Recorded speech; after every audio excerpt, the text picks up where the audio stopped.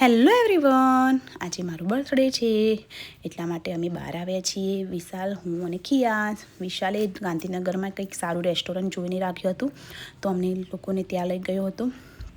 અને આજનો મારો લુક કેવો લાગે છે એ પણ મને કમેન્ટમાં કહેજો. આજે વન પીસ છે એ મારા ભાભીએ યુએસથી મોકલાવ્યું હતું. અહીંયાથી અમે અંદર હોટલમાં જે રેસ્ટોરન્ટ હતું ત્યાં અંદર આવી ગયા હતા. અને આજુબાજુનું એટમોસ્ફિયર એટલું મસ્ત હતું ને કે જોઈને જ ખિયાંશ બહુ ખુશ થઈ ગયો હતો. એના પછી અમે બહુ બધું ડિફરન્ટ ટાઈપનું ખાવાનું મંગાવ્યું. આ એક ચાટ પ્લેસ હતું, ત્યાં ડિફરન્ટ ટાઈપની ચાટ્સ અને પાણીપુરીને એવું બધું જ મળતું હતું. જો તમે ચાટ લવર અને પાણીપુરી લવર હોય તો જરૂરથી આ પ્લેસ પર જજો, બહુ જ મજા આવશે તમને. આ એક પાઉંભાજી હતી, જો કેટલું મસ્ત રીતે એ લોકોએ પ્રેઝન્ટ કરી છે પાઉંભાજી પણ. અને હોટલની આજુબાજુ જે કેફે હતું એની આજુબાજુનું જોઈ શકો છો, કેટલું મસ્ત એટમોસ્ફિયર છે. ખિયાંશને તો સિરિયસલી અહીંયા બહુ જ મજા આવી હતી. જો તમે ગાંધીનગરમાં રહેતા હોય અને જો તમે જરૂરથી જોયેલું હોય અને ના જોયું હોય તો બી તમે એકવાર જરૂરથી આની મુલાકાત લેજો. અહીંયા ખિયાંશ અને એના પપ્પાની થોડી મસ્તી ચાલતી હતી.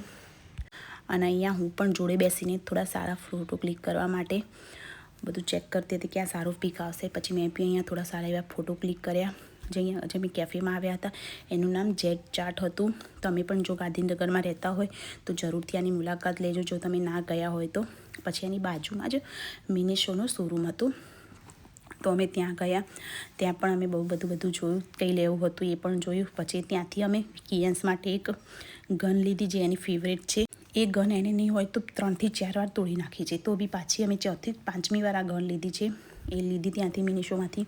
પછી અમે અહીંયા એક પરફ્યુમ, ત્યાં તમારે જે સ્મેલ જોઈતી હોય જે પરફ્યુમની એ ટાઈપની સ્મેલ તમને અહીંયા ક્રિએટ કરીને આપે.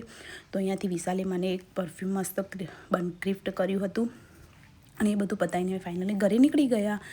એઝ યુઝ્યુઅલ ખિયાંશ ગાડીમાં આવીને સૂઈ ગયો હતો, મારા હસબન્ડ કાર ચલાવી રહ્યા હતા. અને ભાઈ ફાઇનલી અમે ઘરે પહોંચી ગયા હતા 4-5 વાગે.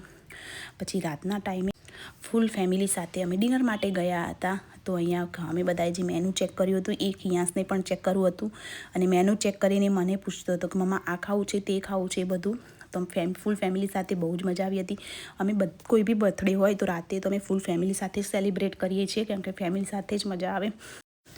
ફાઇનલી અમે ડિનર કરીને બહાર નીકળી ગયા. અને જો તમારે બર્થડેનો ફૂલ વ્લોગ જોવો હોય તો મારી ચેનલને સબસ્ક્રાઈબ કરો.